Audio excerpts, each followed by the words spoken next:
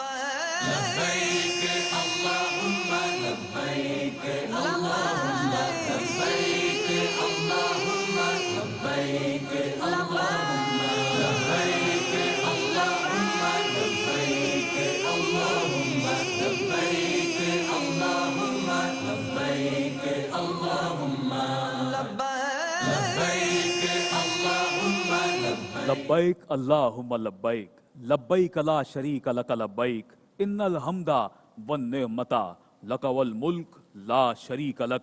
ناظرین گرامی قدر، السلام علیکم ورحمۃ اللہ وبرکاتہ۔ آپ کا میزبان سید عدنان خالد حاضر خدمت ہے پروگرام فلسفہ حج اور ذہن جدید کے ساتھ۔ ARYQTV عشرہ ذی الحجہ کے موقع پر پیش کر رہا ہے ذہن جدید ہمارے نوجوانوں سے متعلق اس خوبصورت پروگرام کو، کہ جس میں ہمارے نوجوان وہ سوالات کے جو حج سے متعلق ہیں، اہم سوالات ہیں، مناسک حج کے حوالے سے، حج کی اہمیت، فرضیت، افادیت اور اس کے حکمت کے حوالے سے جو سوالات ہیں وہ ہمارے نوجوان پوچھیں گے انشاءاللہ، اور ہمارے ساتھ اس پروگرام میں شامل ہوا کریں گے روزانہ ایک انتہائی معتبر اور معروف عالم دین کے جن کی گفتگو سے آپ یقیناً استفادہ کرنے کی سعادت حاصل کریں گے۔ ناظرین محترم، اسلام دین فطرت ہے اور اسلام اپیل کرتا ہے فطرت کو۔ اسلامی عبادات، اسلامی احکامات مکمل طور پر ہمیں فطرت سے ہم آہنگ نظر آتے ہیں، اور اسلامی عبادات دراصل فقط مذہبی و روحانی ترقی اور ارتقاء کا سفر نہیں ہے، بلکہ ان سے ہماری معاشرتی، ہماری اخلاقی اور ہماری میں سمجھتا ہوں کہ معاشی حوالے سے بھی جو ہماری بقا ہے وہ اس سے مشروط ہے، اور ہماری جو ویلیوز ہیں، جو ہماری امپورٹنس ہے، وہ اس حوالے سے بہت زیادہ اس حوالے سے ہمیں نظر آتی ہے۔ ناظرین گرامی قدر، حج یقیناً ایک ایسا رکن ہے کہ جو اسلام کا بنیادی رکن ہے، اور حج کی یہ جو عبادت ہے یہ ایک ایسی عظیم الشان عبادت ہے، یہ ایک ایسا عظیم الشان اجتماع ہے کہ تمام اقوام عالم، تمام مذاہب عالم کو اگر ہم دیکھیں تو وہ اس کی نظیر پیش کرنے سے ہمیں قاصر نظر آتے ہیں۔ اور ناظرین گرامی قدر، آج اس پروگرام میں کہ جس کا عنوان فلسفہ حج اور ذہن جدید ہے، کہ جس میں ہمارے ساتھ ممتاز و معروف عالم دین حضرت علامہ مولانا مفتی محمد عامر صاحب تشریف فرما ہے۔ مفتی صاحب، آپ کو خوش آمدید کہتا ہوں آج کے ہمارے اس پروگرام میں اور اس پہلی نشست میں، اور اللہ رب العالمین ہم سب کو، تمام دیکھنے والوں کو آپ کی گفتگو سے بھرپور استفادہ کرنے کی، اکتساب فیض کرنے کی توفیق عطا فرمائے۔ ساتھ ہی ہمارے ساتھ تشریف فرما ہے ذہن جدید کے در حقیقت نمائندگان اور وہ نوجوان کہ جو اس وقت میں سمجھتا ہوں کہ اپنی ذہنی فکری حوالوں سے بہت زیادہ رہنمائی کی ضرورت محسوس کرتے ہیں، اور مناسک حج کے حوالے سے جو کہ آج ہمارا موضوع ہے، جس موضوع کا ہم نے انتخاب کیا ہے، اس حوالے سے اپنے سوالات آپ کے سامنے پیش کریں گے۔ مفتی صاحب، اس سے پہلے کہ ہم اپنے نوجوانوں کی جانب بڑھیں، میں چاہوں گا کہ مناسک حج کے حوالے سے، حج کی فرضیت کے حوالے سے اور فلسفہ حج دراصل ہے کیا، اس حوالے سے آپ کچھ ارشاد فرمائیے گا۔ بسم اللہ الرحمن الرحیم۔ بہت شکریہ عدنان آپ کو، اور ماشاءاللہ آپ کا پروگرام بھی بہت اچھا ہے۔ جزاک اللہ۔ جہاں تک حج کی بات ہے، حج ایک نہایت اہم عبادت ہے۔ جی، اللہ تبارک و تعالیٰ نے قرآن پاک میں اس کی فرضیت کا حکم دیا اور فرمایا کہ وَلِلَّهِ عَلَى النَّاسِ حِجُّ الْبَيْتِ مَنِ اسْتَطَاعَ إِلَيْهِ سَبِيلًا، جی، کہ لوگوں میں سے جس کے پاس بھی استطاعت ہو اس پر لازم ہے کہ وہ اللہ تبارک و تعالیٰ کے گھر کا حج کرے۔ سبحان اللہ۔ پھر آپ قرآن میں دیکھیں کہ قرآن پاک میں اس کے پیریڈ کے حوالے سے، ٹائمنگ کے حوالے سے ذکر آیا ہے کہ الحج اشہر معلومات، جی، کہ حج جو ہے وہ مخصوص ایام کے اندر ہوتا ہے۔ اسی طرح قرآن پاک میں کچھ اس کے آداب و ضروریات کے حوالے سے بھی احکامات ملتے ہیں۔ فمن فرض فیہن الحج فلا رفث ولا فسوق ولا جدال فی الحج، کہ اگر کوئی شخص حج کرے تو اس کے اوپر لازم ہے کہ وہ نہ تو فسق و فجور کو اختیار کرے، نہ جنگ و جدال کو اختیار کرے، ولا فسوق ولا جدالہ۔ جی، حج میں جو ہے وہ ان چیزوں کو، کوئی بے ہدہ باتوں کو، بے ہدہ حرکتوں کو اور صحیح، لڑائی جھگڑوں کو اختیار نہ کرے۔ کیا جائے۔ تو قرآن پاک کے اندر حج کی فرضیت کا، ٹائمنگ کا، اس کے طریقے اور آداب کا، ان چیزوں کا باقاعدہ تذکرہ ملتا ہے۔ سبحان اللہ۔ بہت خوبصورت آپ نے علامہ صاحب اس حوالے سے آغاز فرمایا، اور فلسفہ حج دراصل کیا ہے وہ ہمیں سمجھانے کی جو یقیناً ایک صحیح علامہ صاحب نے وہ کی ہے۔ اور اس وقت ہمارے ساتھ جو نوجوان موجود ہیں ان کی جانب ہم بڑھتے ہیں۔ حسنین احمد ہمارے ساتھ پہلے شریک موجود ہیں ان نوجوانوں میں، کیا پوچھنا چاہیں گے علامہ صاحب سے؟ کیا مفتی سوال صاحب سے میرا یہ سوال ہے کہ حج کا مفہوم اور دین اسلام میں حج کی اہمیت امپورٹنس کیا ہے؟ بہت شکریہ آپ کا۔ حسنین نے جو سوال کیا ہے حج کا مفہوم، جہاں تک بات ہے، حج کا لفظی معنی ہوتا ہے کوشش کرنا، جی ٹو ایگزاسٹ یور کیپیسٹی، اپنی صلاحیتوں کا بھرپور اظہار کرنا۔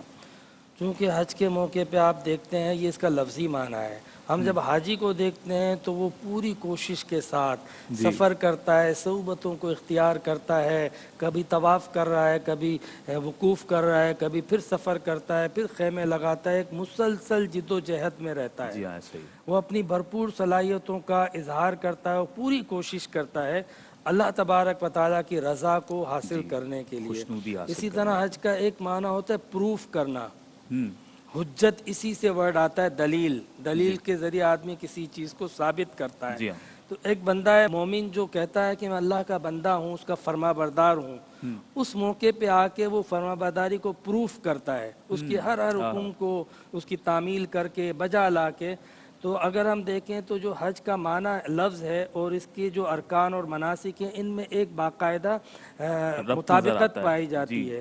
جہاں تک انہوں نے کہا کہ حج کی اہمیت کے حوالے سے فرمائے تو حج کی اہمیت اسلام میں یہ ہے کہ یہ فرض ہے، اور فرائض کے اندر بھی جو ہے وہ ارکان اسلام کے اندر اس کو داخل کیا گیا ہے حج کو، جی، تو بنیادی لہٰذا پانچ حج کی ارکان میں سے ایک عبادت جو ہے ارکان، وہ بالکل۔ اسلام کے اندر اس کی بڑی اہمیت ہے۔ جی ہاں سبحان اللہ۔ ہمارے ساتھ امید وارسی موجود ہیں، کیا پوچھنا چاہیں گے علامہ صاحب سے؟ امید، مفتی صاحب سے میرا سوال یہ ہے کہ مفتی صاحب نے آغاز میں فرمایا کہ حج ایک نہایت ہی اہم عبادت ہے، تو حج اگر نہایت ہی اہم عبادت ہے تو یہ زندگی میں فقط ایک بار کیوں، بار بار کیوں نہیں؟ دیکھیں اگر کوئی چیز ضروری ہے تو اس کا یہ مطلب نہیں ہے لازمی طور پہ کہ اس کو بار بار اور کئی بار کیا جائے۔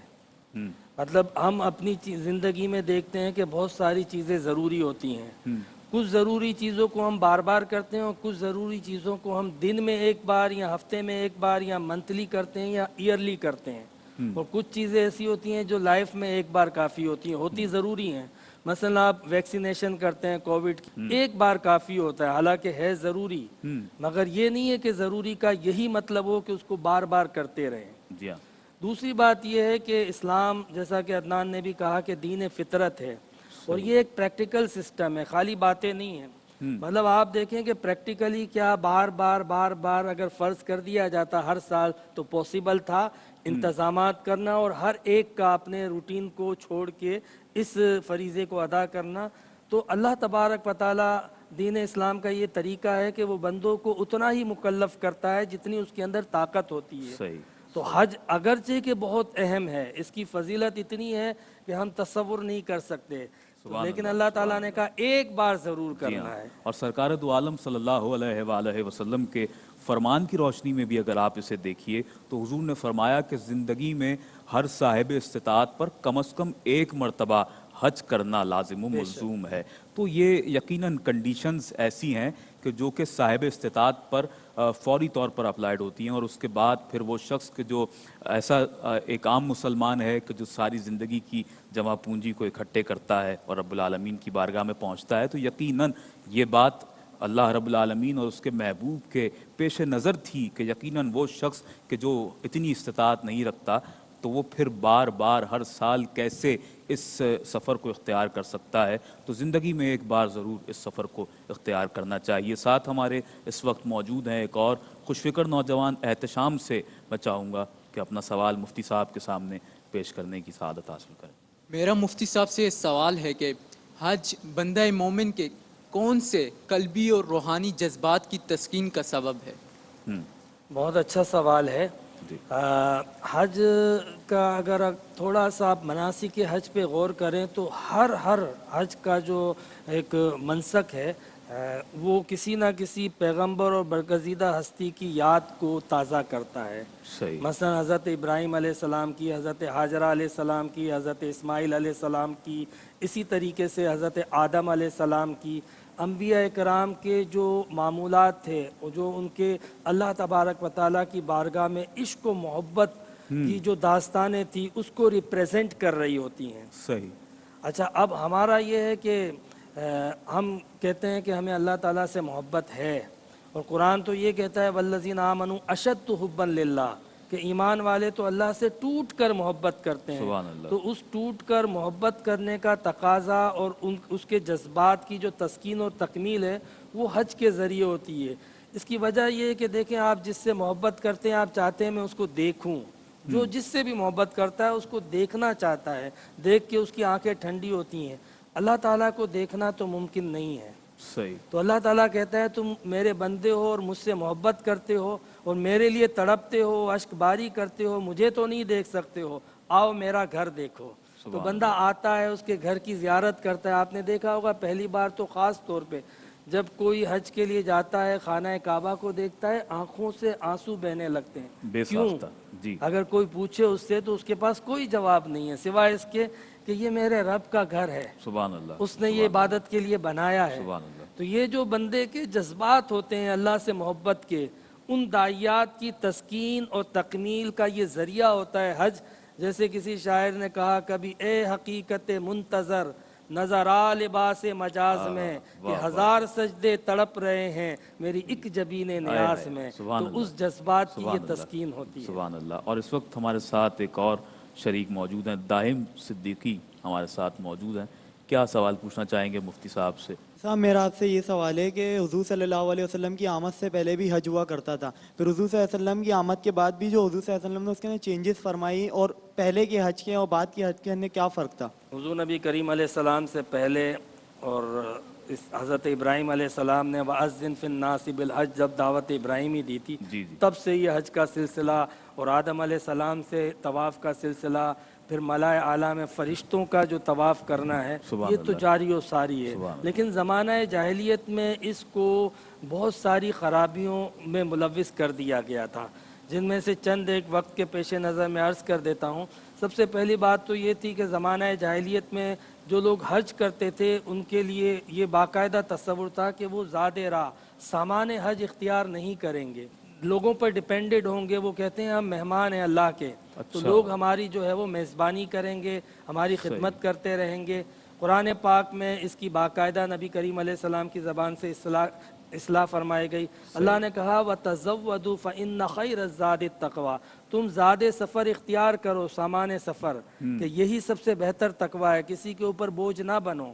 اسی طریقے سے اس زمانے میں طواف کرتے تھے تو اس کا ایک انداز تھا, برہنہ طواف کرتے تھے تو اس کی اصلاح کی گئی. اسی طریقے سے اس زمانے میں قربانیاں پیش کرتے تھے تو وہ اپنی اپنی کھالوں کو خانہ کعبہ کے دروازے پہ لٹکایا دیا کرتے تھے, اور خون رشتہ رہتا تھا اس پر سے. مطلب یہ بتاتے تھے کہ جس نے جتنا بڑا جانور قربان کیا اس کی کھال جو ہے وہ اس کی بڑے جانور کی قربانی کی نمائندگی کرتی ہے. قرآن پاک میں کہا گیا نا کہ تمہارے جانوروں کے خون اور گوشت اللہ کو نہیں پہنچتے ہیں بلکہ تقویٰ ہے جو اس کو پہنچتا ہے. تو یہ بھی ان کا معمول تھا کہ وہ حج کے دنوں میں قربانیوں کی خالیں جو ہے وہ دروازہ خانہ کعبہ پہ لٹکا دیا کرتے تھے, اس کی ممانعت کی گئی. اسی طرح آپ دیکھیں کہ اس وقت خانہ کعبہ میں سب سے اہم بات کہ بت ہوا کرتے تھے. جی ہاں, تو ان کو متوجہ کر کے طواف کیا جاتا تھا. خاص کر صحیح میں بھی آپ دیکھیں خانہ کعبہ میں 360 بت صحیح میں اصاف اور نائلہ کے بت قائم تھے. نبی کریم علیہ السلام آئے تو آپ نے ان بتوں کو نکال دیا اور جو صحیح تصور تھا وہ پیش کیا, عبادت کا, اللہ تعالیٰ کی بندگی کا اور اطاعت کا. سبحان اللہ. ہمارے ساتھ آج آخری شریک موجود ہیں, انس احمد سے میں گزارش کروں گا کہ کیا سوال پوچھنا چاہیں گے مفتی صاحب. السلام علیکم. میرا مفتی صاحب سے سوال یہ ہے کہ ہم اپنے اسلامیت کی بکس میں پڑھتے ہیں کہ حج جامع العبادات ہے, تو اس سے کیا مراد ہے؟ واٹ از مین بائی جامع العبادات؟ یہاں جامع العبادات سے مراد یہ ہوتی ہے کہ کچھ عبادتیں جو ہے وہ اسپیسیفک ہوتی ہیں, بدنی ہوتی ہیں, کچھ مالی ہوتی ہیں. نماز ہے بدنی ہے, زکوٰۃ ہے وہ مالی ہے کہ آپ مال خرچ کرتے ہیں. جامع العبادات کا ایک مطلب تو یہ ہو گیا کہ جس کے اندر بدن بھی آپ کا شریک ہو رہا ہے, مال بھی آپ کا شریک ہو رہا ہے, دونوں چیزیں جمع ہو رہی ہیں, انکلوڈ ہو رہی ہیں. حج کے لیے باقاعدہ آپ کو پتہ ہے کہ ایک خطیر رقم کی ضرورت پڑتی ہے. اور جو لوگ حج کرتے ہیں وہ اتنی بڑی رقم جو نکالتے ہیں یہ ایک بہت بڑی عبادت ہے کہ وہ عبادت کی غرض سے اللہ تبارک و تعالیٰ کی فرما برداری کی خاطر اتنی رقم ارینج کرتے ہیں، اپنی ضروریات کو ترک کرتے ہیں اور پھر اس فریضے کو ادا کرتے ہیں، مال خرچ کرتے ہیں، پھر اپنا وقت اس کے اندر دیتے ہیں اور پھر اپنے بدن کو مستقل جو ہے وہ ایک صعوبت کے اندر، ایک جدوجہد کے اندر، ایک کوشش کے اندر ملوث رکھتے ہیں۔ جی۔ تو آپ اس اعتبار سے بھی دیکھ لیں اور اس اعتبار سے بھی دیکھ لیں کہ حج کے اندر جو ہے وہ آپ کو نماز بھی ملے گی، حج کے اندر آپ کو جو ہے وہ روزہ بھی ملے گا کفارے کے طور پہ، حج کے اندر آپ کو قربانی بھی ملے گی جو شکرانے کے طور پہ۔ تو جو دیگر عبادتیں ہیں حج کے اندر وہ باقاعدہ جمع ہوتی ہیں، حتیٰ کہ جب آپ رمی جمار کرتے ہیں تو یوں سمجھ لیں کہ آپ جہاد کر رہے ہوتے ہیں، شیطان کو ٹارگٹ کر کے ہدف بنا کے اٹیک کر رہے ہوتے ہیں اپنے دشمن کے اوپر۔ تو یہ ہر چیز یعنی جہاد آپ کو نظر آئے گا، روزہ نظر آپ کو آئے گا، اس کے اندر نماز نظر آئے گی، اس کے اندر ساری عبادتیں اس کے اندر جمع ہیں۔ اسی لیے تو اس کو رکن دین میں کہا، صرف فرض نہیں، جامع العبادات ہے، اس کے اندر جو ہے وہ ملٹی ڈائمنشنز موجود ہیں، تو اس کو رکن دین کے اندر شامل کیا۔ علامہ صاحب آپ کی گفتگو میں محویت کے دوران میں درگزر کر بیٹھا کہ ایک اور ہمارے ساتھ نوجوان موجود ہیں اور ان کا بھی سوال یہاں پر ہم ضرور شامل کرنا چاہیں گے۔ خضر سید ہمارے ساتھ موجود ہیں، کیا پوچھنا چاہیں گے؟ جی میرا یہ سوال تھا کہ حج کے ایام کو مخصوص کیوں کیا گیا ہے؟ عمرے کی طرح ہم سال بھر میں کسی بھی دن اس کو ادا کیوں نہیں کر سکتے؟ کیا اس کی کوئی خاص وجہ ہے؟ ایک بات تو یہ ہے کہ حج جو ہے نا یہ ایک اجتماعی عبادت ہے، اجتماعی عبادت ہے۔ اجتماعی عبادت کا مقصد اجتماعیت مقصود ہوتا ہے، عالمگیریت مقصود ہوتا ہے۔ آپ جو ہے وہ ایک نماز پڑھتے ہیں نفل تنہا، لیکن جب آپ فرض پڑھتے ہیں تو جماعت سے پڑھتے ہیں، مسجد میں جا کے باقاعدہ سب جمع ہوتے ہیں، تو اس کے لیے جگہ اور وقت مختص ہوتا ہے۔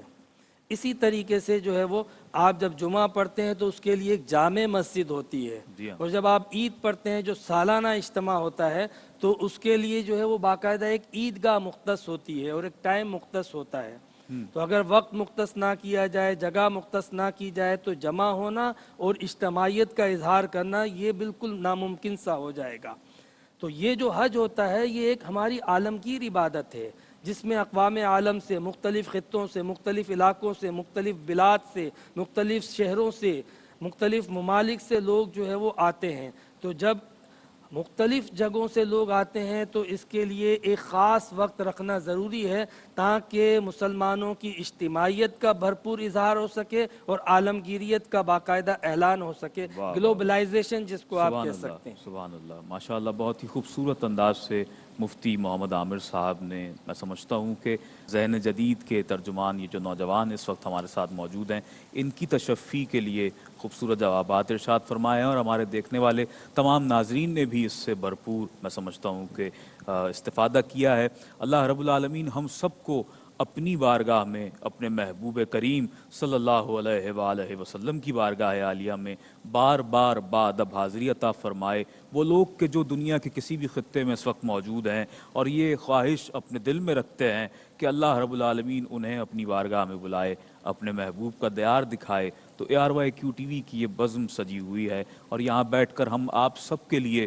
دعا گو ہیں کہ اللہ رب العالمین ہمیں یہ اذن حضوری جلد از جلد عطا فرمائے۔ ہمارے ساتھ آج تشریف فرما رہے مفتی محمد عامر صاحب، علامہ صاحب آپ کا بہت شکریہ کہ آپ نے ہمیں وقت عنایت فرمایا، اور ساتھ ہی ذہن جدید کے ترجمان نوجوان ہمارے ساتھ تشریف فرما رہے۔ اللہ رب العالمین آپ کو بھی خوب برکتیں عطا فرمائے۔ ناظرین گرامی قدر، اگلے پروگرام تک کے لیے آپ کا میزبان سید عدنان خالد اجازت چاہتا ہے۔ اللہ نگہبان۔